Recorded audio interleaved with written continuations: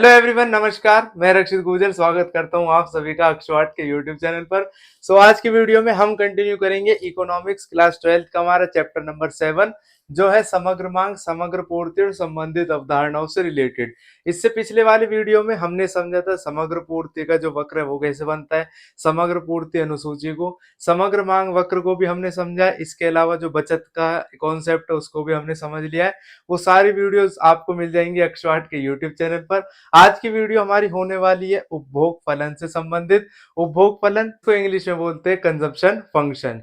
तो आज की वीडियो को स्टार्ट करते हैं। उपभोग फलन के बारे में समझेंगे, उपभोग फलन से संबंधित जो भी अवधारणा है उसको समझेंगे और साथ ही साथ में इसके ग्राफ को भी समझेंगे कि जो उपभोग फलन का जो ग्राफ होता है पेपर में इसको कैसे बनाना होता है और कैसे इसके बारे में एक्सप्लेन करना होता है। तो स्टार्ट करते हैं वीडियो को।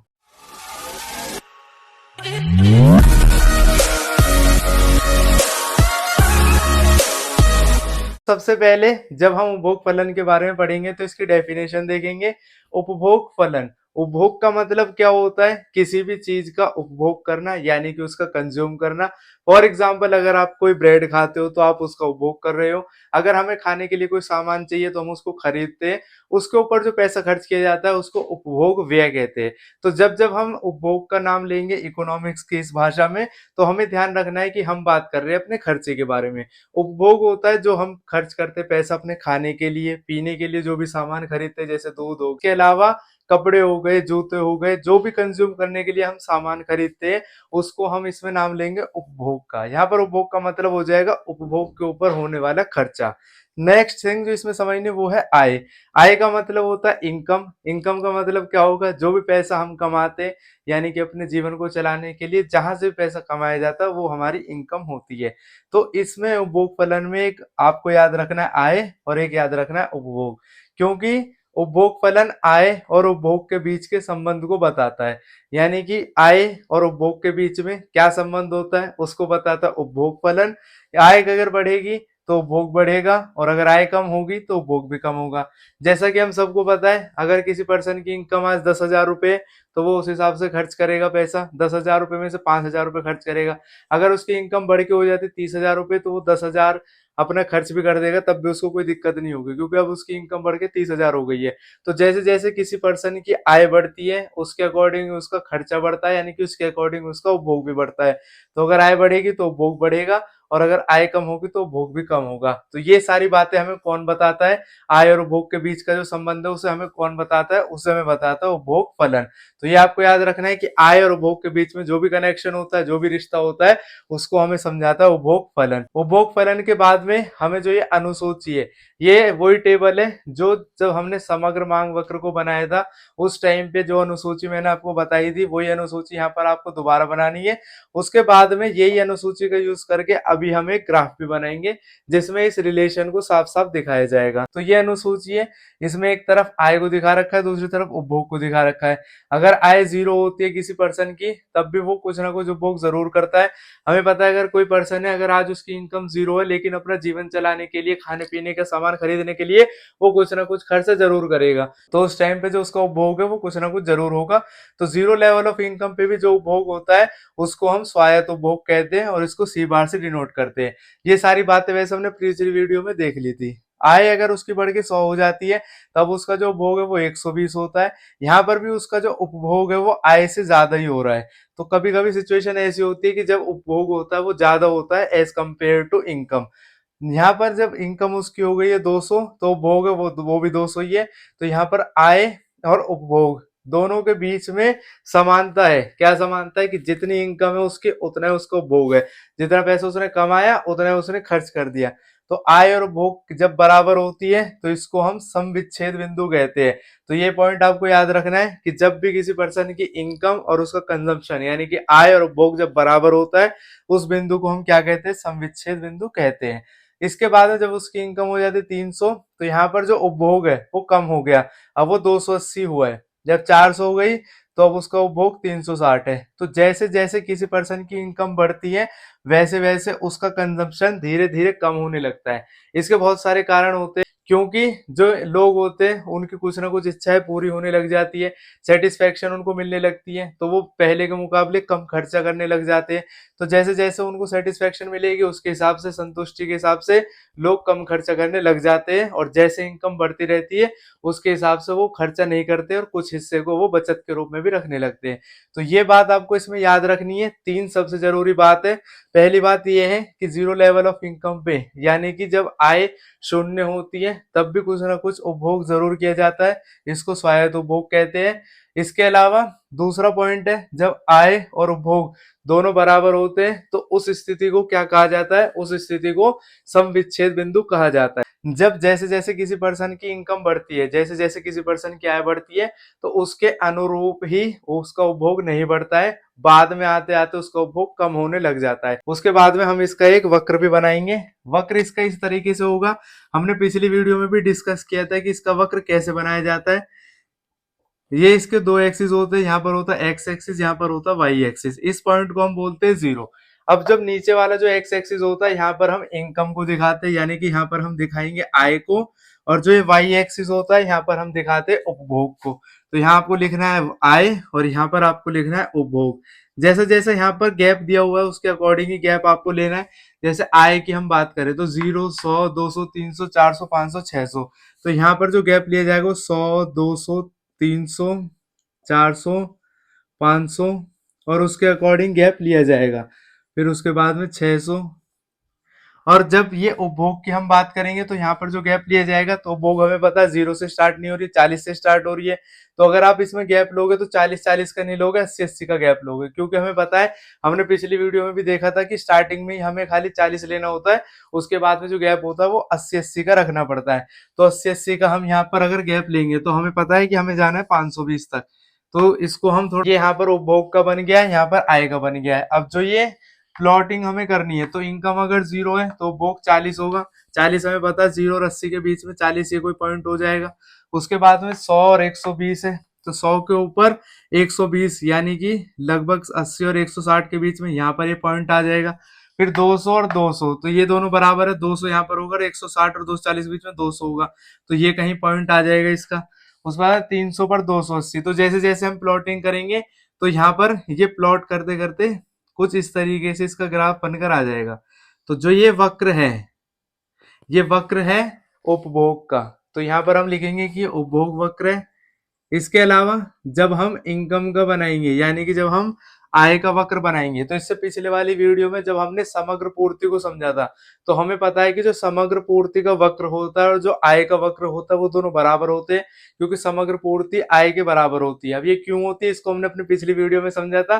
जिन स्टूडेंट ने वो वीडियो नहीं देखी वो जाके देख सकते हो एक्सपर्ट के यूट्यूब चैनल पर। अब जो आय का वक्र होता है वो 0 से स्टार्ट होता है, और ये 45 डिग्री की लाइन होती है जो बिल्कुल स्ट्रेट होती है। तो ये हमने बना दिया है आय का वक्र। तो ये आपको ध्यान रखना है। जब आप इसको अपने नोटबुक के ऊपर बनाओगे तो ये बिल्कुल एक प्रॉपर लाइन के ऊपर आएगा। बोर्ड के ऊपर प्लॉटिंग करनी थोड़ी मुश्किल है, लेकिन जब आप इसको अपने नोटबुक बनाओगे तो पॉइंट के ऊपर पॉइंट आएगा और ये बिल्कुल एक सीधी लाइन के रूप में बनाया जाएगा। उपभोग वक्र और आय का भी वक्र है। तो आय वक्र एक सीधी रेखा होती है और 45 डिग्री की होती है, यानी 45 डिग्री की होती है। क्यों होती है, पिछली वीडियो में हमने पहले डिस्कस किया था। अब ये आय का वक्र बन गया है, ये उपभोग का वक्र बन गया है। अब यहाँ पर हमें 2-3 बातें ध्यान में रखनी है। वो क्या है कि जहां पर उपभोग वक्र और आय वक्र दोनों बराबर होते हैं, जहां पर आय और उपभोग दोनों बराबर है, तो वहां पर ये दोनों वक्र एक दूसरे को टच करेंगे, क्योंकि आय भी 200 है और उपभोग भी 200 है। तो इसलिए ये वाला पॉइंट जो होगा इसको हम समविच्छेद बिंदु बोलेंगे। ये हमारा हो जाएगा समविच्छेद बिंदु, क्योंकि यहाँ पर हमारी इनकम और हमारी उपभोग दोनों बराबर है। ये भी 200 है, इनकम भी और उपभोग भी 200 है, तो इसलिए इसको हम समविच्छेद बिंदु कहेंगे। तो यहाँ पर हमारा आय और उपभोग के संबंध में जो वक्र बनाया जाएगा वो कुछ इस तरीके का बनाया जाएगा। इसके अलावा विशेष बिंदु क्या है कि उपभोग का कुछ न्यूनतम स्तर हमेशा ही होता है, भले ही आय शून्य होती है। अब अगर हम ये यहाँ पर इस अनुसूची को देखेंगे तो हमें पता है कि अगर किसी पर्सन की इनकम 0 है तब भी वो उपभोग अपना कुछ ना कुछ जरूर करता है, तो उपभोग का कुछ न्यूनतम स्तर हमेशा ही होगा, भले ही आय शून्य होती है। यहाँ पर भी इस पॉइंट को हम देख सकते हैं कि उपभोग का न्यूनतम स्तर हमेशा ही है, भले किसी आदमी की इनकम अगर शून्य है लेकिन उसका जो उपभोग है वो 40 है। तो यहाँ तक का जो पॉइंट है ये स्वायत्त उपभोग को ही दिखाता है कि अगर किसी व्यक्ति की आय शून्य है तब भी वो अपना जीवन चलाने के लिए कुछ ना कुछ उपभोग जरूर करेगा। और ये आपको लिख कर आने की स्वायत्त उपभोग होता है, और इसको रिप्रेजेंट करेंगे सी बार से। तो ये इसको डिनोट करने का साइन है सी बार। तो ये यहाँ से यहाँ तक का जो पॉइंट है उसको आपको ऐसे लिख कर आना है। उपभोग का कुछ न्यूनतम स्तर हमेशा ही होता है, भले आय शून्य होती है। सेकंड पॉइंट इसका, उपभोग और आय दोनों में धनात्मक संबंध पाया जाता है। ये पॉइंट्स हमने पहले भी डिस्कस किए थे कि उपभोग और आय दोनों में पॉजिटिव रिलेशन पाया जाता है, क्योंकि जैसे जैसे किसी पर्सन की आय बढ़ती है वैसे वैसे उसका उपभोग भी बढ़ता है। इसके बाद में थर्ड पॉइंट है कि एक समय के बाद सारी आय का उपभोग के लिए प्रयोग नहीं किया जाता, यानी कि जितना पर्सन कमाता है उतना ही वो खर्च नहीं करता, उसमें से कुछ पार्ट उसका बचत के रूप में भी इस्तेमाल किया जाता है। अब अगर हम लास्ट वाले पॉइंट को इस कर्व की मदद से देखेंगे तो हमें ये बात पता चलेगी कि पहले पहले जो उपभोग होता है वो ज्यादा होता है। यहाँ पर ये जो उपभोग का वक्र है, ये उपभोग का वक्र है, ये आय के वक्र के ऊपर है, यानी कि यहाँ पर जो ये उपभोग वक्र है ये ऊपर है। ऐसा क्यों है? ऐसा इसलिए होता है क्योंकि व्यक्ति की आय कम है और उसका उपभोग ज्यादा है, तो इसलिए यहाँ पर उपभोग वक्र ऊपर है और आय का वक्र नीचे है। लेकिन उसके बाद में जब समविच्छेद बिंदु होता है जहां पर आय और उपभोग दोनों बराबर होते हैं, तो ये समविच्छेद बिंदु है। इसके बाद में आय का वक्र ऊपर है और उपभोग का वक्र नीचे है। इसका कारण क्या होता है? इसका कारण ये है कि जैसे जैसे व्यक्ति की आय बढ़ती जाती है वैसे वैसे वो उपभोग करना थोड़ा थोड़ा कम कर देता है। ऐसा इसलिए होता है क्योंकि व्यक्ति की बहुत सारी जो इच्छाएं होती है वो पहले ही संतुष्ट हो चुकी होती है, यानी कि उसको पहले से सेटिस्फेक्शन मिलनी स्टार्ट हो गई है। और एक टाइम आने के बाद में जब उसकी सारी जरूरत की चीजें पूरी होने लगती है तो वो उपभोग को उस लेवल से नहीं बढ़ाता जिस लेवल से उसकी इनकम बढ़ती है। तो आय के बढ़ने के बाद में जो उपभोग वक्र है वो नीचे इसलिए रह जाता है क्योंकि आय बढ़ने के साथ साथ लोग उपभोग उतना नहीं करते हैं और अपनी आय में से कुछ हिस्से को बचत के रूप में रखना स्टार्ट कर देते हैं।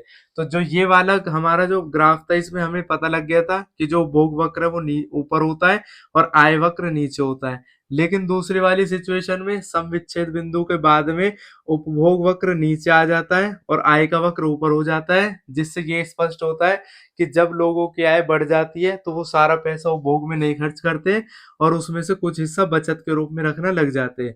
तो अगर ये गैप पूछे कि इस गैप को क्या कहेंगे, इस गैप को हम बचत कहेंगे।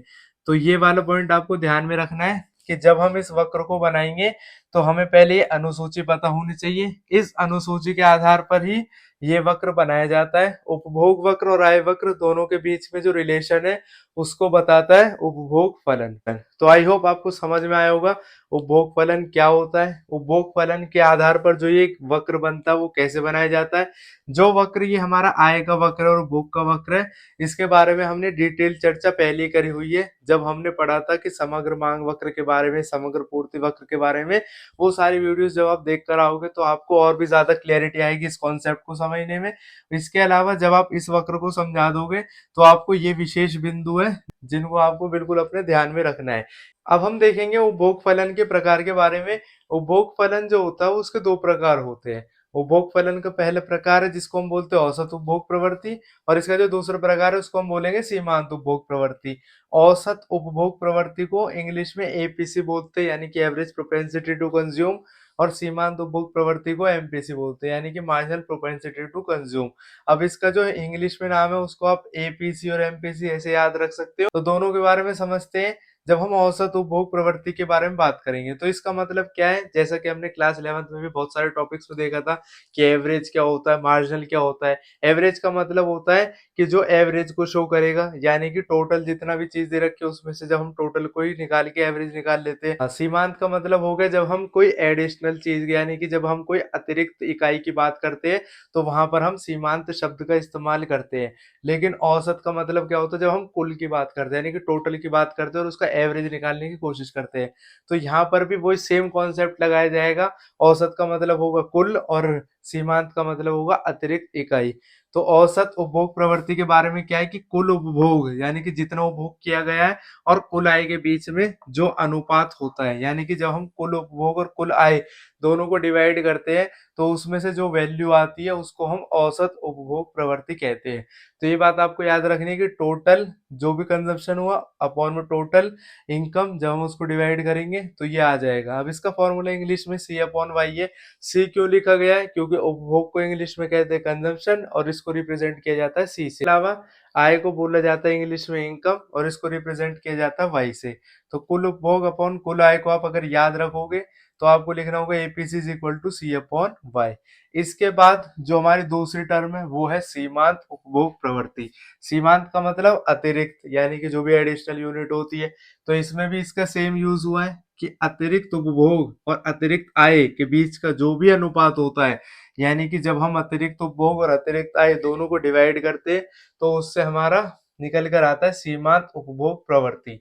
तो एमपीसी अगर पूछे तो आपको लिखना होगा delta C upon delta Y.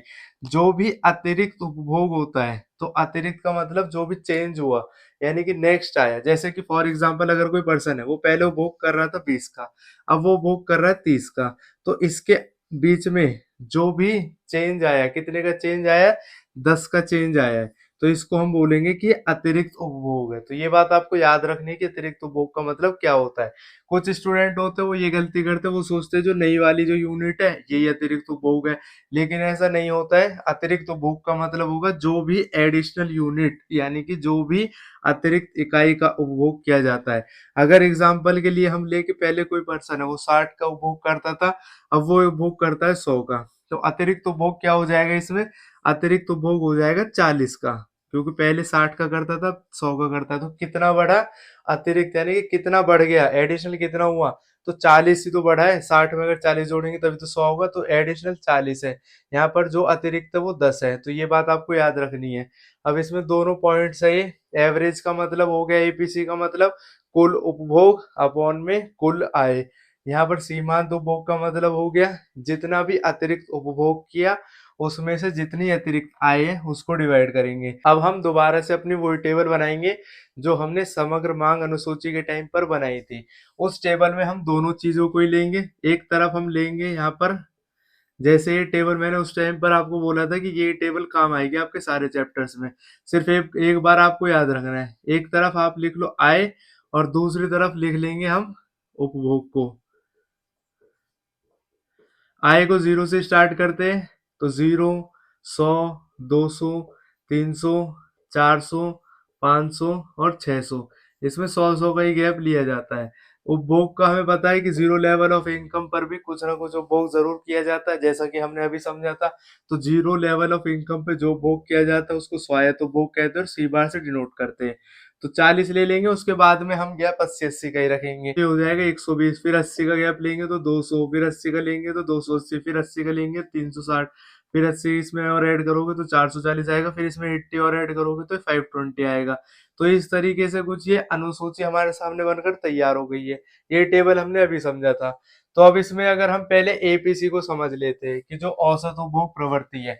अगर क्वेश्चन आपको आता है कि किसी पर्सन की इनकम 100 रुपए है और वो 120 का उपभोग करता है, तो अब आप उसकी औसत उपभोग प्रवृत्ति निकालो। तो औसत उपभोग प्रवृत्ति हम यही निकालेंगे, इसके नीचे। तो औसत उपभोग प्रवृत्ति है, इसकी निकालनी है। तो उपभोग कितना दे रखा है इसमें, 120 है। तो कुल उपभोग हम ऊपर लिखते हैं। कुल उपभोग हमने लिख लिया 120 बटे में कुल आय। आय कितनी हमें दे रखी है, आय दे रखी है 100 रुपए। तो हम 100 को नीचे लिखेंगे, 100 हमने नीचे लिख लिया। अब इसको जब हम डिवाइड करेंगे तो ये आ जाएगा 1.2। तो यहाँ पर हमारा एपीसी कितना निकल कर आया, औसत उपभोग प्रवृत्ति 1.2। इसके अलावा अगर हमें बोला जाए कि किसी पर्सन की इनकम 200 रुपए है और उसका उपभोग है वो भी 200 रुपए है, अब उसका एपीसी कैलकुलेट करो। तब हम क्या करेंगे, तो हम यहीं पे निकालेंगे कुल उपभोग उसका कितना दे रखा है, 200 रुपए का वो उपभोग करता है, उसकी इनकम कितनी, वो भी 200 रुपए। ऐसा पॉसिबल होता ही है। तो अगर हम इसको डिवाइड करेंगे तो 200 से 200 कट जाएगा, यहाँ पर हमारा औसत उपभोग प्रवृत्ति निकल कर आया 1। तो ये बात आपको याद रखनी है कि एपीसी यहाँ पर 1 निकल कर आया है। कोई बात नहीं। उसके बाद में अगर दे रखी है किसी पर्सन की इनकम 400 और उसका उपभोग 360 है, तो अगर उसका उपभोग दे रखा है कुल उपभोग 360, जैसा फॉर्मूला यहाँ पर लिखा हुआ है वैसे ही हम पुट करते रहेंगे वैल्यूज को, अपने आप आंसर निकल कर आ जाएगा। 360 ऊपर लिख लिया, आय उसकी नीचे लिख ली, जीरो जीरो कैंसिल करेंगे, फिर इसको काटेंगे तो आंसर आएगा 0.9। तो ये हमारा एपीसी निकल कर आया है। तो जैसे जैसे हम वैल्यूज को पुट करेंगे वैसे वैसे हमारा एपीसी निकल कर आ जाएगा। यहाँ पर तीन चीज आपके सामने आई है। एक सिचुएशन ऐसी है जब हमारा एपीसी एक से बड़ा होता है। तो क्वेश्चन में जब हम अभी और भी इसके बारे में समझेंगे इसी वीडियो में, तो हमें ये चीज याद रखनी है कि एपीसी एक से बड़ा हो सकता है, बिल्कुल हो सकता है। कब होगा? जब जो कुल उपभोग है वो कुल आय से ज्यादा होता है। मैं दोबारा रिपीट करता हूँ, जब हमारा उपभोग हमारी आय से ज्यादा होता है तब ये एक से बड़ा होगा एपीसी। दूसरी सिचुएशन, क्या एपीसी वन के बराबर हो सकता है? ये हो सकता है। जब इनकम और उपभोग दोनों बराबर होंगे तब ये एक के बराबर होगा। नेक्स्ट क्वेश्चन आता है, क्या एपीसी वन से छोटा हो सकता है, यानी कि एक से छोटा हो सकता है? तो इसका आंसर भी होगा हाँ। जब हमारी आय हमारे उपभोग से ज्यादा होती है, यानी कि जब हमारी आय ज्यादा होगी हमारे उपभोग से, उस टाइम पे ये एक से छोटी आएगी इसकी वैल्यू। तो ये तीनों पॉइंट आपको याद रखने हैं। अगर क्वेश्चन में पूछा जाए कि एपीसी औसत उपभोग प्रवृत्ति एक के बराबर हो सकती है? हो सकती है। क्या एपीसी एक से बड़ी हो सकती है? हो सकती है। क्या एपीसी एक से छोटी हो सकती है? हो सकती है। अब यहाँ पे दूसरा एग्जांपल ले लेते हैं एमपीसी का। एमपीसी का एग्जांपल लेने के लिए हम क्या करेंगे, इसी चार्ट का यूज करेंगे। पहले किसी पर्सन की आय 100 रुपए थी, अब उसकी आय बढ़कर 200 रुपए हो गई है। और पहले वो बुक कर रहा था 120 का, अब वो बुक कर रहा है 200 का। तो अब आपको इसमें से एमपीसी निकालनी है। इसको कैलकुलेट करने के लिए हम क्या करेंगे, हमें लिखना होगा कि कितना उसका चेंज हुआ उपभोग में और कितना उसका चेंज हुआ इनकम में। तो ये आपको ध्यान में रखना है। पहले उसकी इनकम कितनी थी? 100। हम साइड में लिख लेंगे, पहले इनकम थी 100, आय कितनी थी? 100। अब जो बाद वाली आय है वो कितनी हो गई? वो हो गई 200। तो अगर हम देखें आय में कितना परिवर्तन हुआ है, 100 का परिवर्तन हुआ है, यानी कि आय कितने से बढ़ी है? 100 रुपए से बढ़ी है। अब इसके अलावा जब हम उपभोग लिखेंगे तो उपभोग पहले कितना था? उपभोग पहले था 120। उसके बाद में उपभोग कितना आया? उसके बाद में उपभोग हो गया 200। तो उपभोग में कितना परिवर्तन हुआ? उपभोग में 80 का परिवर्तन हुआ। ये आपको ध्यान रखना है। कुछ बच्चे क्या करते हैं, इसमें 200 लिख दिया, 200 ऊपर लिख दिया, 100 नीचे लिख दिया, या 200 ऊपर लिख दिया, 200 नीचे लिख दिया, नई इनकम और नई उपभोग ले लिए। लेकिन ऐसा नहीं करते हैं। जो भी चेंज होता है, यानी कि जो भी अतिरिक्त होता है उसको हम लेते हैं।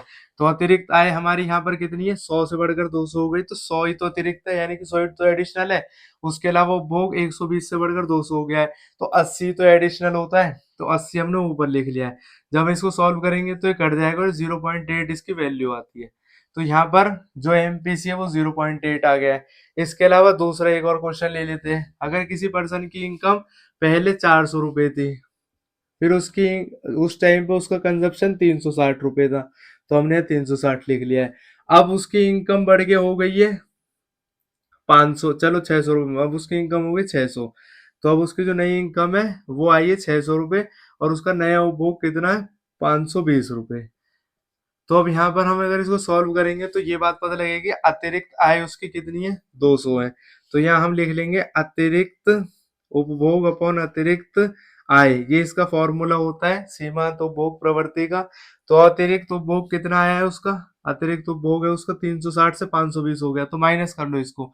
जब हम 520 में से 360 को माइनस करेंगे तो हमारे सामने निकल कर आया है ये 160। तो 160 को हम ऊपर लिख लेंगे। और आय में कितना परिवर्तन हुआ है? अगर 400 से 600 हो गई तो 200 का परिवर्तन हुआ है। ये बात आपको याद रखनी है। अतिरिक्त आय और अतिरिक्त उपभोग की वैल्यू लेनी है हमें इसमें। तो अतिरिक्त 160 आय उपभोग, अतिरिक्त इनकम आई 200। जब इसको हम सॉल्व करेंगे तो उसके बाद में 0.8, यहाँ पर भी इसकी वैल्यू 0.8 है।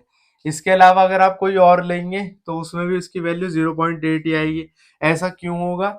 क्योंकि हमने पहले भी समझा हुआ है और अब भी हम दोबारा समझ लेंगे कि इसके बीच का जो गैप है वो हमेशा 80-80 का ही हमने लिया था अपनी कैलकुलेशन इजी करने के लिए। तो ये बात आपको ध्यान में रखनी है कि इसका जो बीच का गैप है वो बराबर बराबर लिया था हमने। तो इसलिए जो मार्जिनल प्रोपेंसिटी टू कंज्यूम है, यानी कि सीमांत उपभोग प्रवृत्ति है, वो 0.8 हर बार आएगी और वो बराबर ही आएगी। अब हम इन दोनों के बीच में जो बेसिक डिफरेंस है और कौन कौन से पॉइंट्स है उनको समझे। तो अब हम इन दोनों के बीच में जो इम्पोर्टेंट पॉइंट्स है उसको समझ लेते हैं, और यहाँ इसके बाद में हमारा उपभोग फलन कंप्लीट हो जाएगा। तो यहाँ पर एक इम्पोर्टेंट पॉइंट है औसत उपभोग प्रवृत्ति के बारे में, और कुछ इम्पोर्टेंट पॉइंट है सीमांत उपभोग प्रवृत्ति के बारे में। अब ये कौन कौन से पॉइंट है उसको हम समझते हैं। अब जैसे औसत उपभोग प्रवृत्ति है, जैसा कि हमने अभी पहले चार्ट बना रखा था यहाँ पे, कि एक चार्ट है यहाँ पर आय का और एक इसके बारे में बात हो रही थी उपभोग के बारे में।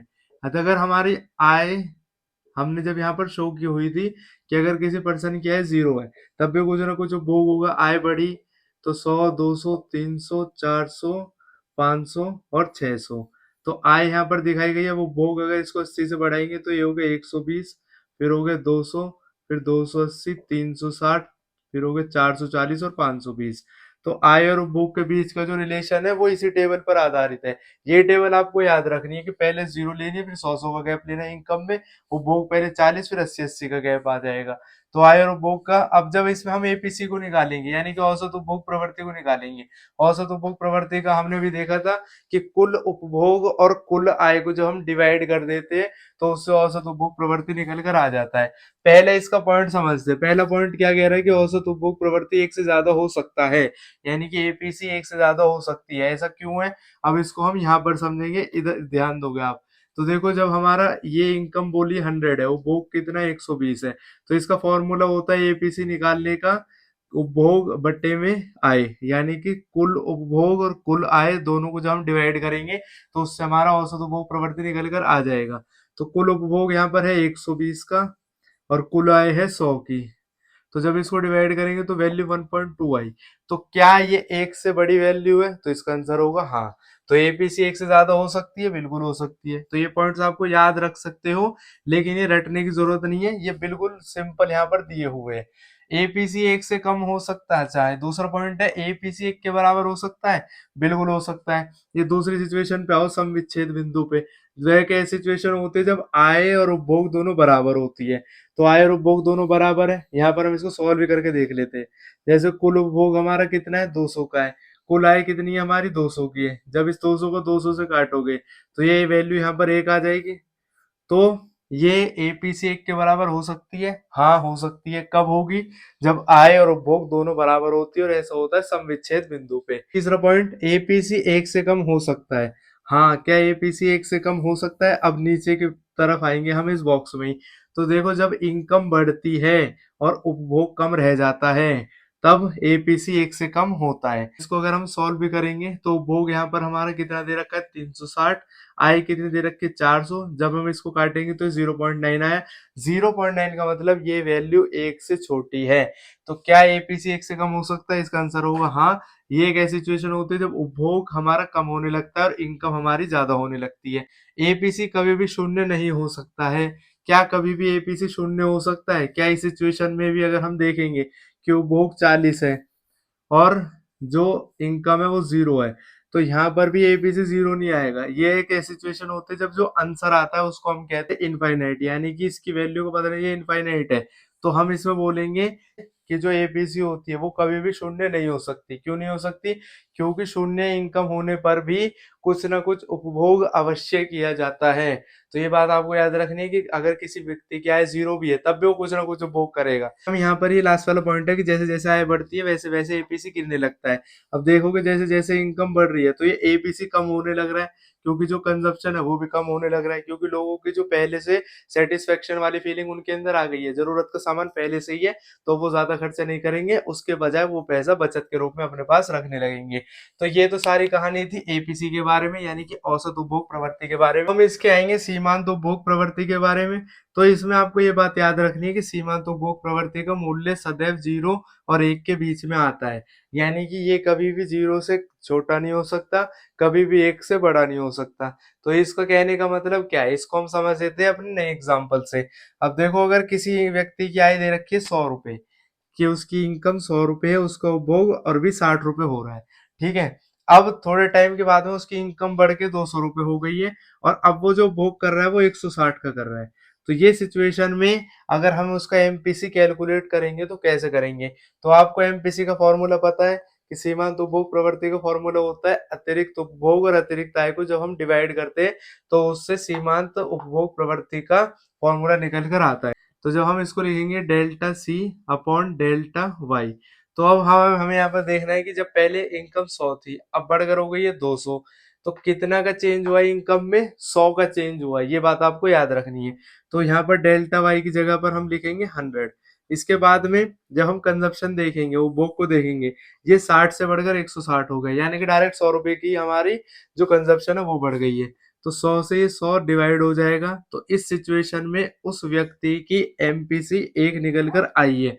तो ये बात आपको याद रखनी है, ये पहला एग्जाम्पल था। इस एग्जाम्पल में ये बताया गया है कि अगर किसी व्यक्ति की आय अभी 100 रुपए है और उसका उपभोग 60 रुपए है, और अब उसकी इनकम थोड़े दिन बाद बढ़ के 200 हो जाती है और जो उसका उपभोग है वो बढ़ के 160 हो जाता है, तो आपको उसकी एमपीसी निकालनी है। एमपीसी निकालने का यहाँ पर हमने फॉर्मूला पुट किया है कि delta C upon delta Y. Delta C का मतलब होता है अतिरिक्त उपभोग कितना किया है, डेल्टा वाई का मतलब होता है अतिरिक्त आय कितनी है उसकी। अतिरिक्त उपभोग उसका 100 का हुआ है, अतिरिक्त आय उसकी 100 ही है। जब हमने इसको काटा तो एमपीसी की वैल्यू निकल कर 1 आ गई। ये पहली सिचुएशन है। दूसरी सिचुएशन क्या है, एक व्यक्ति की आय 100 रुपए है, अभी उसका कंजप्शन 60 का है, यानी कि अभी वो 60 रुपए का ही उपभोग कर रहा है। दूसरी से अब थोड़े टाइम बाद में क्या हुआ कि उसकी इनकम बढ़ के 200 रुपए हो गई है, लेकिन जो उसका उपभोग है वो अभी 60 रुपए का ही है। जितना वो पहले उपभोग कर रहा था उतना ही वो अब भी उपभोग कर रहा है। वो कह रहा है कि मेरी जितनी भी जरूरत की चीजें वो सारी पूरी हो रही है, मैं कोई भी एक्स्ट्रा खर्चा क्यों करूं, भले मेरी इनकम बढ़ रही है। तो इस सिचुएशन में अगर आपको एमपीसी निकालना है, फॉर्मूला सेम लगेगा, delta C upon delta Y, यानी कि उपभोग में जो परिवर्तन और आय में परिवर्तन। उपभोग में यहाँ पर परिवर्तन कितना हुआ है, शून्य हुआ है, तो ऊपर आप लिख दोगे 0। और यहाँ पर इनकम में कितना परिवर्तन हुआ है, इनकम 100 रुपए की बढ़ गई है, पहले 100 थे अब 200 हो गई, तो 100 रुपए की इनकम में वृद्धि हो गई है। तो यहाँ पर अगर हम देखेंगे तो एमपीसी की वैल्यू कितनी आती है, 0 आएगी।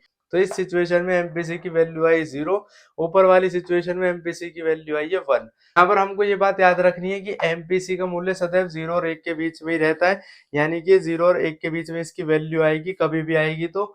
और ये 1 से कभी भी ज्यादा नहीं हो सकता है। लेकिन एपीसी जो है वो 1 से ज्यादा भी हो सकता है, 1 से कम भी हो सकता है, 1 के बराबर भी हो सकता है। एपीसी कभी भी 0 नहीं हो सकता, लेकिन एमपीसी 0 हो सकता है। तो ये पॉइंट्स आपको ध्यान में रखनी है।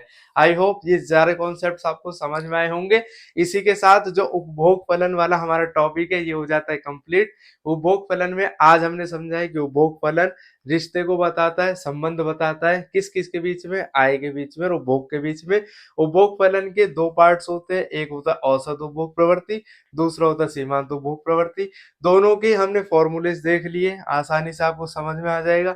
इसके अलावा जो एक चार्ट बनता है उसको हमने बना लिया है। टेबल को आपको याद करके रखना है, क्योंकि ये टेबल काम आएगा समग्र मांग में, समग्र पूर्ति में, और ये टेबल काम आएगा उपभोग फलन में, बचत प्रवृत्ति में, बचत फलन में। इसके अलावा एपीसी की क्या क्या कैरेक्टरिस्टिक है वो आपको याद रखनी है, वो भी हमने समझ लिया है। एमपीसी की क्या क्या कैरेक्टरिस्टिक है वो आपको याद रखना है, वो हमने समझ लिया है। क्या क्या इनके फॉर्मूले वो हमने समझ लिया है। डेल्टा का आपको ध्यान रखना है कि डेल्टा का मतलब होता है चेंज, यानी कि अतिरिक्त का। इसी के साथ ये वीडियो यहाँ पर हो जाती है कंप्लीट। आई होप आपको समझ में आया होगा, मजा आया होगा पढ़ने में। अब हम मिलेंगे अपनी नेक्स्ट वीडियो सीरीज में, जिसमें हम समझने वाले बचत प्रवृत्ति के बारे में, बचत फलन के बारे में। उसमें भी ये पॉइंट्स को समझेंगे, और जो बाकी का बचा हुआ चैप्टर का पार्ट है उसको उससे नेक्स्ट वाली वीडियो में कर देंगे कंप्लीट। अब हम मिलेंगे अपनी नेक्स्ट वीडियो सीरीज में, तब तक के लिए खुश रहे, स्वस्थ रहे और जुड़े रहे एक्सपर्ट के साथ। जय हिंद, जय भारत।